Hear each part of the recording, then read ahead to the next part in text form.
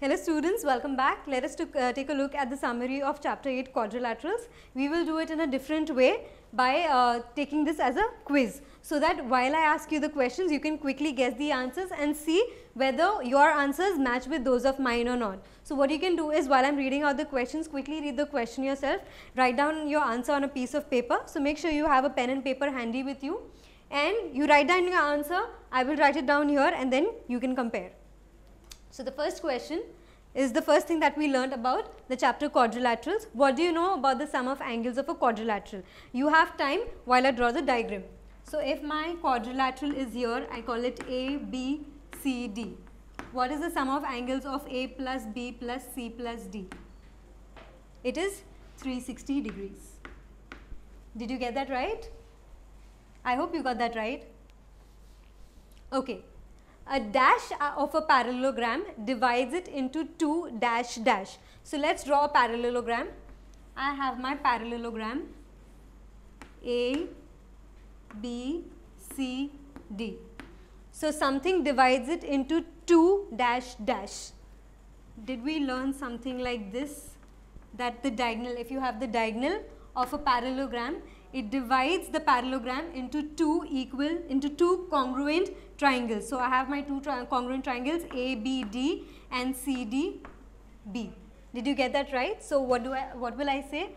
A diagonal of a parallelogram divides it into two congruent or equal triangles. Did you get that right?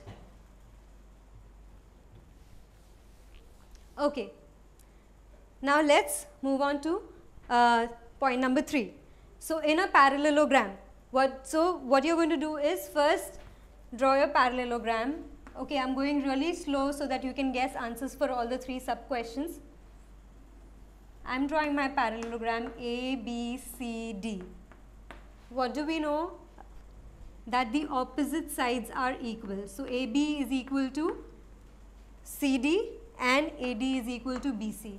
We also know that the opposite angles are equal. That is, angle B is equal to angle D and angle A is equal to angle C. So I have my point numbers 1 and 2. Did you get those right? Let's write these. So opposite sides are equal. Then opposite angles are equal. These were pretty simple to guess. I'm sure you must have got these because most of our questions that we've solved throughout the chapter are based on these 2 points. Then the other one is also important. This was the last sum that we did. So I'm sure you must have not forgotten this. What do you know about the diagonals? Diagonals of a parallelogram. I'll give you a hint. If the diagonals are intersecting at point O, I have AO is equal to OC and BO is equal to OD. So what is happening at point O? My diagonals are getting bisected. So I'll say diagonals bisect each other. Cool? Now, a quadrilateral is a parallelogram if you can take reference of these points. When is a quadrilateral called a parallelogram? When the opposite sides are equal. That means AD is equal to BC and AB is equal to DC. So this is the same. Let's fill in. So I'll say opposite sides are equal and obviously opposite angles are equal. So this is just like the converse. Okay, another one. When is a quadrilateral called a parallelogram? Again, this is another proof that we have used throughout our chapter number 8. A diagonal is called a parallelogram wherein a pair of opposite sides are equal and parallel. So if I have my quadrilateral A, B, C, D, how can I prove that this is a parallelogram? Either I will have to show that AB is parallel to DC and BC is parallel to AD, or I can just show that one pair of opposite sides, it could be AB and DC or AD and BC, one pair, any one pair are parallel as well as equal. Okay, this doesn't really look like a parallelogram, but this is just for reference purpose. So I can prove that quadrilateral ABCD is a parallelogram by proving that any one pair of opposite sides are equal and parallel. So let's write this down.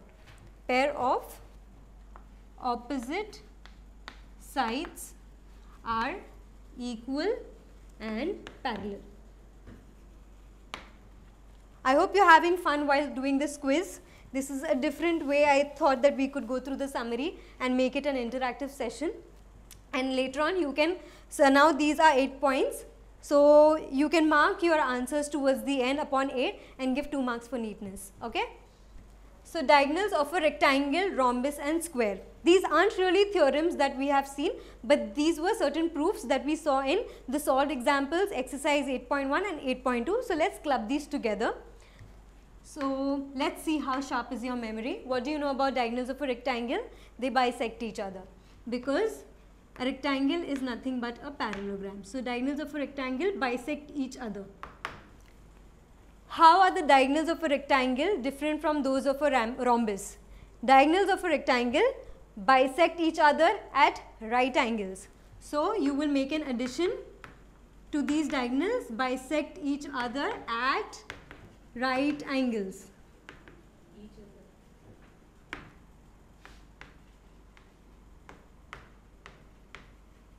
So if you have your rhombus, A, B, C, D and AC and BD are your diagonals. These are going to be equal and each angle here is 90 degrees. Okay. So now how are the diagonals of squares different from those of a rhombus? They are going to bisect each other at right angles and also my diagonals are going to be equal to each other. Okay. So I'll say bisect each other at right angles and diagonals are equal. Correct? So let's draw a square.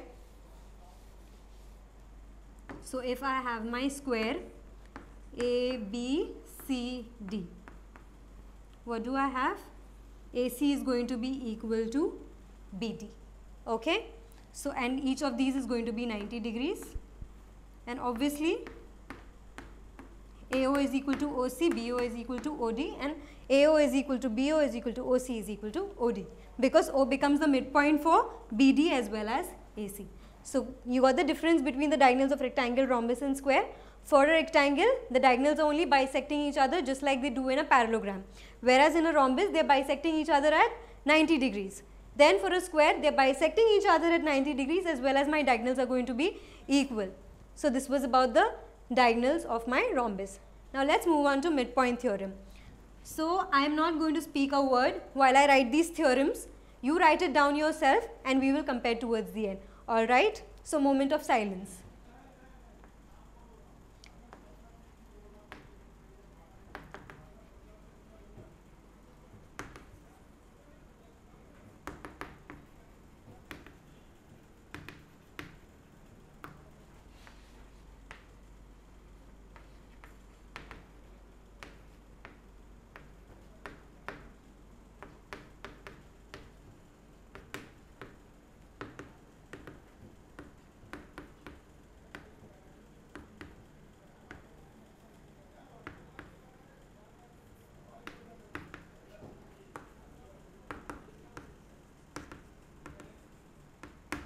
Okay, I have my midpoint theorem statement ready. I have just cheated a little bit by writing the short forms. You are not allowed to do that in your exams. You have to write the full forms for triangle, third and half, whatever it is. So let's compare. Midpoint theorem states that the line segment joining the midpoints of any two sides of a triangle is parallel to the third side and half the length of the third side. So let us understand this now. You have your triangle A, B, C and the midpoints are E and F for AB and AC respectively. So what does the midpoint theorem say? If I have the midpoints here and the line segment is joining the midpoints of the two sides of the triangle. So this line segment is EF, it's going to be parallel to BC and half of BC. So this implies EF is parallel to BC and EF is equal to half of BC. Did you get that right? Okay. Now again, let's write the converse and let's see if you get that right. So moment of silence. Let's see who finishes first.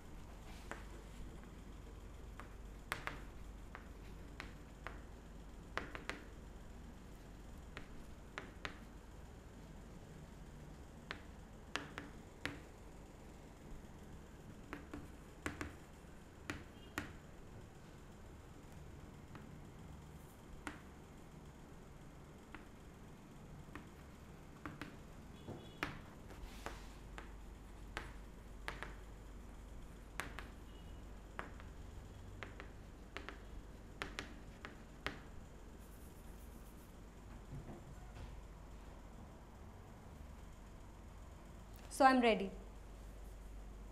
Let's compare. See, this is the converse of midpoint theorem. So it states that if I have a triangle ABC wherein E is the midpoint of AB, and if I draw a line segment from E to AC at point F such that E is the midpoint of AB and EF is parallel to BC, then F is the midpoint of AC.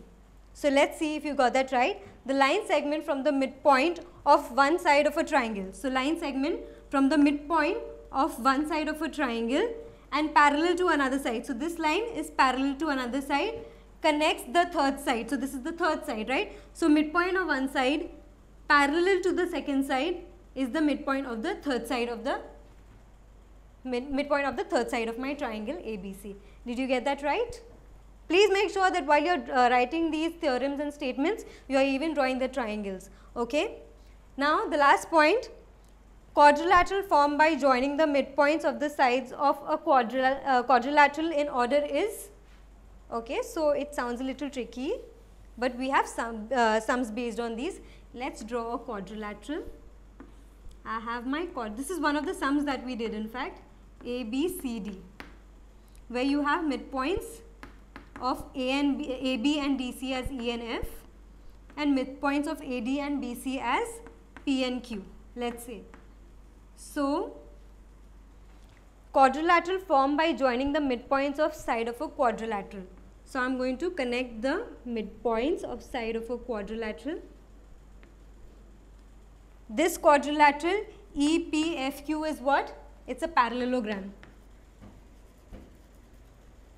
So most of our sums that we have solved are based on this, and this is just a deduction. So you might be asked questions like these in your exams. Just make sure you go through the summary. I hope you had fun while I saw this interactive session with you. So this was about chapter number 8, quadrilaterals. We will continue with the remaining chapters in the next videos. Thank you. Hope this video increased your knowledge. For more such videos and a completely free educational content, log on to www.epathshala.org or visit our ePathshala YouTube channel. We have each and every question solved for maths, physics, chemistry and biology. So subscribe our channel, share with your friends, like our Facebook page and follow our Twitter handle for regular updates and important educational tips, and also win ePathshala goodies. So what are you waiting for? Subscribe this channel and enjoy the freedom of education.